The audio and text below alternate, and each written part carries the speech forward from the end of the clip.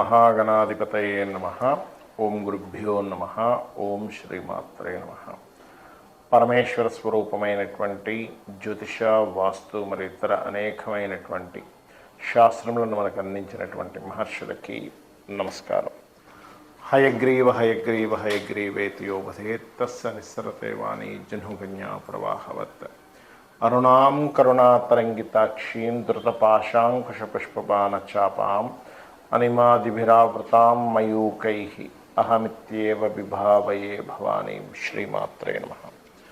ప్రేక్షకులకి ఆ లలితాంబిక అమ్మవారి యొక్క అనుగ్రహం పరిపూర్ణంగా కలగాలని మనస్ఫూర్తిగా కోరుకుంటూ మనం ఈరోజు చాలామంది ఈ కొత్త సంవత్సరం వస్తుంది, మాకు ఆదాయ వ్యయాలు ఇలా ఉంది, లేకపోతే మాకు ఏలినాటి శని జరుగుతుంది, అర్ధాష్టమ శని నడుస్తుంది, అష్టమ శని రాబోతుందని భయపడుతున్నారు. అయితే మీకు ఆంగ్ల సంవత్సరం మారినా లేనట్లయితే ఉగాదికి మన ఇప్పుడు రాబోయేటువంటి శ్రీ విశ్వవసునామ సంవత్సరం వస్తున్న, గతంలో వచ్చినటువంటి క్రోధినామ సంవత్సరం వచ్చిన, మొట్టమొదటిగా మీరు అర్థం చేసుకోవాల్సింది ఏంటంటే గ్రహాలు మారినప్పుడు దాని యొక్క ప్రభావం కొంత ఉంటుంది, ఉండదని కాదు.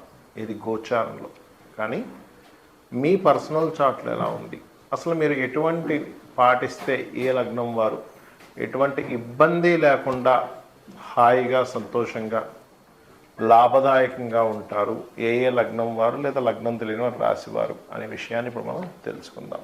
మిథున లగ్నము లేదా మిథున రాశి ఈ యొక్క ఫలితాలు చెప్తుంది నేనైనప్పటికీ కూడా చెప్పిస్తుంది సాక్షాత్ లలిత అమ్మవారిగా భావిస్తూ, అసలు మిథునంలో ఉండేటువంటి నక్షత్రాలు చేసుకున్నట్లయితే మనకి మృగశిర 3-4 పాదాలు, అదేవిధంగా ఆర్ద్ర 4 పాదాలు మరియు పునర్వసు 1-2-3 పాదాలు ఉంటాయి. మిథునంలో మృగశిర నక్షత్రం వారి 3-4 పాదాల వారు ముఖ్యంగా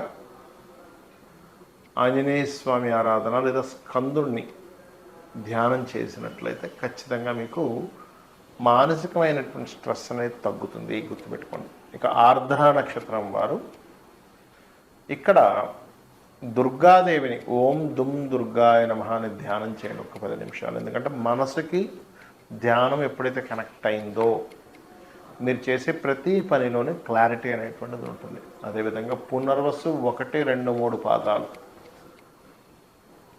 వీరు ఎక్కువగా చేయవలసినటువంటిది దక్షిణామూర్తి యొక్క ఆరాధన, దత్తాత్రేయుడి యొక్క ఆరాధన ఎంత చేసుకుంటే ఓం దక్షిణామూర్తయే నమః అనేటువంటి ధ్యానం చేసుకుంటే మంచిది. అయితే ఇక్కడ చాలామందికి ఏంటంటే ఏమండి 12లో గురువు ఉన్నాడు ఏమైపోతుంది ఏంటో అని భయపడుతూ ఉంటారు. 12లో ఉన్న గురువు దాని తర్వాత రాశిలోకి వస్తాడు. 12లో గురువు ఉన్నంత మాత్రాన బ్యాడ్ ఏం కాదు, గుర్తుపెట్టుకోండి. 12లో ఉండే గురువు ఎప్పుడు కూడా ప్రాపర్టీని ఇస్తాడు. అయితే ఈ మే 15 నుంచి ఎప్పుడైతే రాశిలోకి వస్తాడో అతను పంచమాన్ని చూస్తాడు. కాకపోతే ఇక్కడ కొంచెం లగ్నంలో కుజుడు 4వ స్థానంలో కేతు ఉన్నందుకు కొంచెం ఈ ప్రాపర్టీస్ తీసుకునే విషయంలోని అనవసరంగా శత్రువులతో స్ట్రెస్ అది ఉంటూ ఉంటుంది మీకు. కానీ ఎప్పుడైతే గురువు వచ్చాడో ఈ లగ్నానికి శుభుడు కాకపోయినప్పటికీ గురువుకు ఉండేటువంటి సహజ లక్షణాలు కొన్ని ఉంటాయి. ఆ గురువు 7వ దశమాధిపతి రాశిలోకి వచ్చినందుకు వర్క్ స్ట్రెస్ని పెంచుతాడు, కెరియర్ని ఇస్తాడు కూడా గురువు ముఖ్యంగా చెప్పాలంటే. అయితే కెరియర్లోనే స్ట్రెస్ ఉంటుంది, కొత్త ఉద్యోగ అవకాశాలు కూడా రావడం జరుగుతుంటుంది. కాబట్టి మీరు ఏం చేయండి అంటే ఎక్కువగా లలితా అమ్మవారు, ఎందుకంటే మిథునం వారికి పంచమాధిపతి శుక్రుడు అవుతాడు కాబట్టి లలితాంబిక అమ్మవారి యొక్క ఆరాధన ఎంత చేసినట్లయితే అంత చక్కటి ఫలితాలు మీకు రావడం జరుగుతుంది. ఏ లగ్నం వాళ్ళైనా ఏ రాశి వారైనా సరే ఈ కొత్త సంవత్సరంలో బాగా కలిసి రావాలంటే కొన్ని సూత్రాలు పాటించండి. మీకు ప్రతిసారి ఎదురు చూస్తూ ఉంటారు, ఈ సంవత్సరం నుంచి బాగుంటుందేమో, ఇంకో సంవత్సరం నుంచి బాగుంటుందేమో, ఇప్పటికైనా నా కష్టాలు పోతాయేమో అని ఎదురు చూడటం కాదు. కొన్ని పాటిస్తే ఖచ్చితంగా క్లియర్ అవుతాయి. ఏమిటవి అంటే, ఒకటి, ఈ గ్రహాల యొక్క ప్రభావం అంతా కూడా మన కర్మని ఆధారం చేసుకుని ప్రభావితం అవుతుంది. అంటే అవి ప్రభావం చూపిస్తూ ఉంటాయి. అంటే మన కర్మ పూర్వజన్మలో ఏ కర్మ చేశామో దాని ఆధారంగా పూర్వజన్మ కర్మ తొలగాలి అంటే మనకు శాస్త్రాలు చెప్తున్నటువంటిది గంధముతో భగవంతుని పూజించాలి. గంధం వల్ల పుణ్యం పెరుగుతుంది అంటారు. ఏమిటండి గంధం వల్ల పుణ్యం పెరగడం ఏమిటి అంటే, ఇందులో బయటకి బాహ్యంగా కనబడేటువంటిది మనకి గంధం అరగబావి చక్కగా మనం లం పృథ్వీ తత్వాత్మనే గంధం పరికల్పయామి అని చెప్పి మనం పూజ చేస్తూ ఉంటాం పంచోపచార పూజల్లో. కానీ ఇక్కడ దీని అర్థం ఏమిటంటే, గంధము దీనికి గురువు అధిపతి, గురువు జ్ఞానానికి అధిపతి, గుర్తుపెట్టుకోండి. అంటే మీకు గనక జ్ఞానం వచ్చినట్లయితే ఆటోమేటిక్గా పాపం తొలగిపోతుంది. మనకు శాస్త్రాలు కూడా ఇవే చెప్తున్నాయి, అంతే కదా. అంటే ఏమిటి, జ్ఞానయోగం చాలా గొప్పది అంటూ ఉంటుంది. అంటే నువ్వు జ్ఞానాన్ని సంపాదించుకో. గంధం ఎలా అయితే పూజ చేస్తావో గంధంతో పూజ చేయడం వల్ల జ్ఞానం పెరుగుతుంది. అంటే మనకి విచక్షణ పెరుగుతుంది, మనం ఏం చేస్తున్నాం ఏం చేయట్లేదు. అందుకని ఖచ్చితంగా గంధంతో పూజ చేయాలంటారు. అందుకే గంధము, ధూపము, దీపము, నైవేద్యము, పుష్పము, ఈ పంచోపచారాలు చేస్తూ ఉంటాం. అయితే ఇక్కడ నిత్యము ఉదయము సాయంత్రం ఒక దీపం పెట్టి ఒక్క 10 నిమిషాలు కూర్చొని చూడండి. మీ లైఫ్ ఏ సంవత్సరం వచ్చినా ఖచ్చితంగా మంచి మార్పు వైపు వెళ్తూ ఉంటుంది. ఇక రెండవ విషయం ఏంటంటే, మీకు దగ్గరలో ఆలయం ఏదైనా ఉన్నట్లయితే అందులో ప్రధానంగా మాకు శని యొక్క ప్రభావం ఎక్కువ ఉందండి, ఏలినాడు శని ఎక్కువగా ఉంది అనుకునేవారు ఒకటే చెప్తాను, ఆంజనేయ స్వామి ఆలయానికి వెళ్ళి చూడండి. లేదండి నాకు దగ్గరలో ఆంజనేయ స్వామి ఆలయం లేదు, చక్కగా స్కందుడి ఆలయం ఉంటుంది, సుబ్రహ్మణ్యేశ్వర స్వామి, లేదా అది కూడా లేదు పోనీ గణపతి, అది కూడా లేదండి కనీసం రావి చెట్టు ఉందనుకోండి.